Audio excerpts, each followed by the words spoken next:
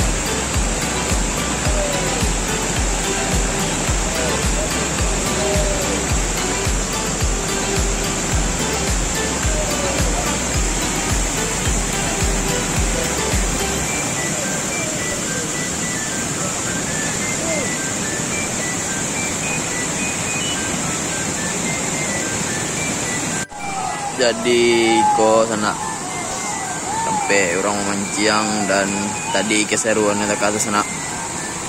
Yuk sabanta joran ko melangkuang dari sana dimakan awak sana.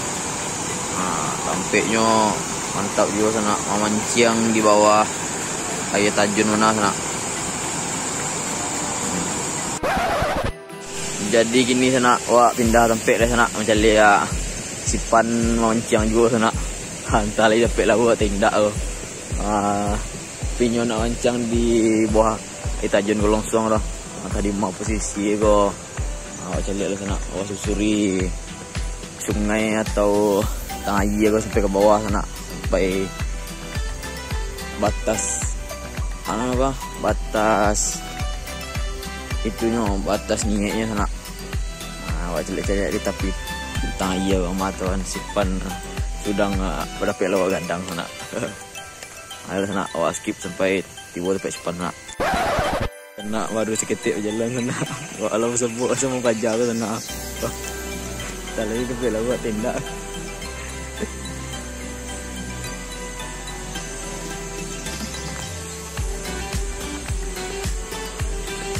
Woi kawan.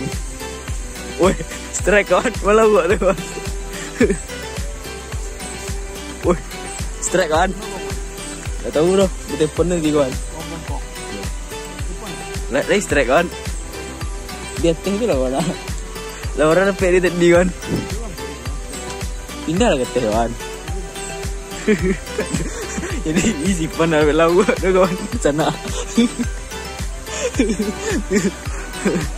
Wah, jalan orang dah tak kawan dah.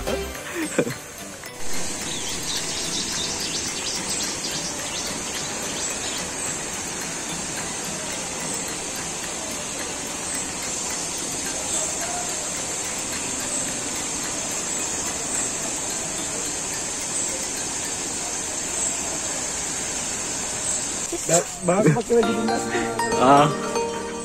Kosong yo tu tanah.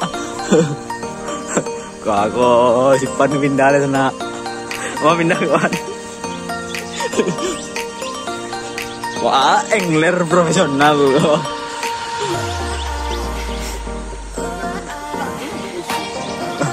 Nampaknya angler kecil nak dorang dapat istri sana. Turun pindah kate le kan.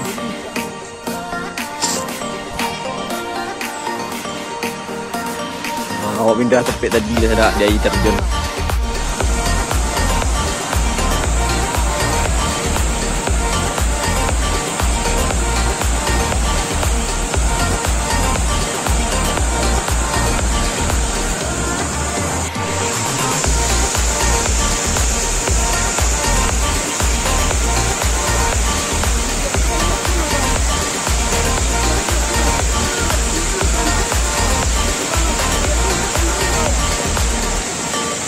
Kadang-kadang